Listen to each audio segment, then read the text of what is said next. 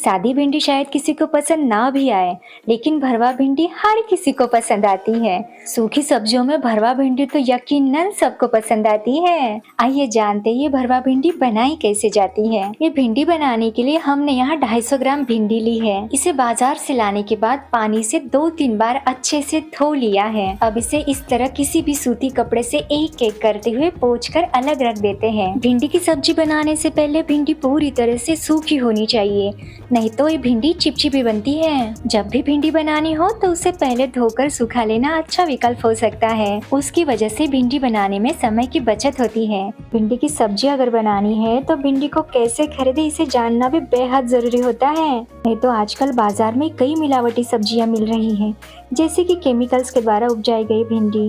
दरअसल इस तरह की भिंडी खाने से आपको फायदे तो नहीं मिलेंगे, लेकिन नुकसान जरूर हो सकते हैं। अगर आपको ताज़ी और असली भिंडी खरीदनी है तो भिंडी को ऊपर से इस तरह मोड़ कर देखना, इसे आसानी से पहचानने का तरीका हो सकता है। अगर ये एकदम से बिना प्रेशर डाले मुड़ जाती है तो ये ताज़ी और असली भिंडी है। अगर आपको इस पर प्रेशर डालना पड़ रहा है तो इस भिंडी को खरीदने से बचिएगा। हल्के कांटे जैसे रेशे वाली भिंडी असल में भारतीय खेतों की असली फसल है। इस भिंडी में पानी सहित अनेक प्रकार के विटामिन होते हैं, जैसे कि विटामिन सी इसमें काफी मात्रा में मिल सकती है। तो भिंडी खरीदते समय इस बातों का ख्याल जरूर रखिएगा। ये भरवा भिंडी बनाने के लिए सबसे पहले हम इसके स्टफिंग यानी मसाला बना लेते हैं। ये मसाला बनाने के लिए 1 कटोरी मूंगफली को अच्छे से भून लेते हैं।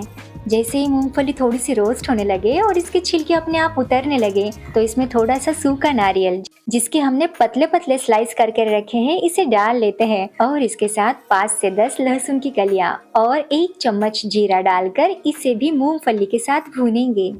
सूखा नारियल डालना पूरी तरह से वैकल्पिक है, लेकिन इसके वजह से इस भिंडी का स्वाद बहुत बढ़िया आता है। आप अपनी पसंद अनुसार इस सूखे नारियल की मात्रा कम या ज्यादा कर सकते हैं। जैसे ये सब अच्छे से रोस्ट हो जाए वैसे ही इसे प्लेट में निकालकर थोड़ा ठंडा होने के लिए रखेंगे, ताकि हमें इसे पीसने में आसानी हो सके।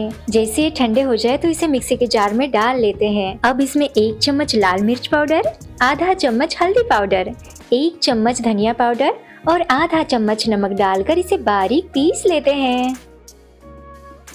अब ये मसाला पीस कर तैयार है। इसे एक प्लेट में निकालकर अलग रख देते हैं। अब जो भिंडी हमने पोंछ कर रखी है वो अच्छे से सूख चुकी है, उसे कट कर लेते हैं।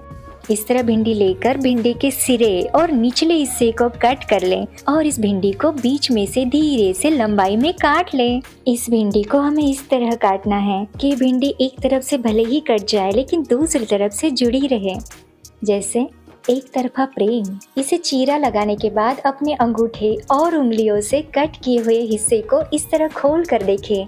अगर इसमें कोई कीड़े या धब्बे नजर आए तो इस भिंडी को फेंक दीजिएगा। जिस तरह हमें निगेटिव बातें जिंदगी से हटानी होती है ना, बिल्कुल उसी तरह। अब इसी तरह सारी भिंडी में चीरा लगाने के बाद हमने जो मसाला तैयार करके रखा है ना, उसमें करीबन 2 बड़े चम्मच तेल और पसंद अनुसार बारीक कटा हुआ हरा धनिया डालकर हाथों से अच्छे से मिला लेते हैं। अब ये स्टफिंग यानी मसाला पूरी तरह से तैयार है। अब इस भिंडी में एक एक करते हुए उंगलियों की सहायता से इस तरह दबाते हुए ये मिश्रण भरेंगे। आप चाहे तो ये मिश्रण भरने के लिए चम्मच का उपयोग भी कर सकते हैं। मसाला इस हिसाब से भरना है कि सारी भिंडियाँ भर जाए। इस तरह हमने सारी भिंडी में मसाला भर लिया है। अब ये भिंडी पकाने के लिए हम इस तरह की नॉन स्टिक कढ़ाई लेंगे। आप चाहे तो कोई भी भारी तले की कढ़ाई या पैन ले सकते हैं। अब इस कढ़ाई में करीबन 2 बड़े चम्मच तेल डालेंगे और गैस की आंच धीमी ही रखेंगे।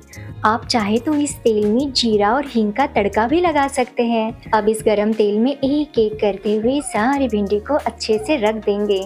इन भिंडियों को एक दूसरे के पास पास रखें। पैन को इतना ही भरे कि हर भिंडी पैन के तले को छू जाए। हमें इस भिंडी को इस तरह इस पैन में रखना है कि हर एक भिंडी पैन के तले को छूती रहे, ताकि इस पैन के जब इसे चटके लगते हैं ना तो ये थोड़ी थोड़ी सी जल जाती है और इसी चटकों की वजह से इसका स्वाद निखर कर आता है।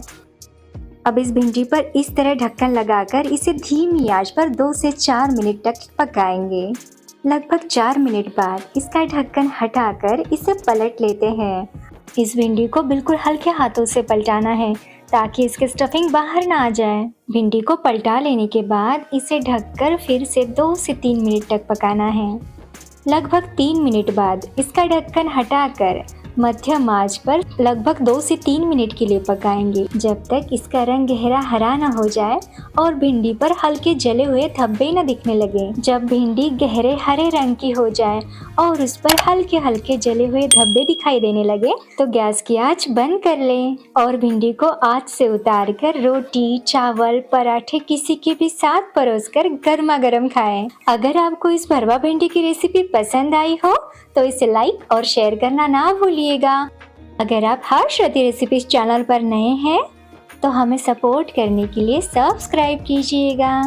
कमेंट्स के रूप में आपके सुझाव और सराहना का हमें इंतज़ार है।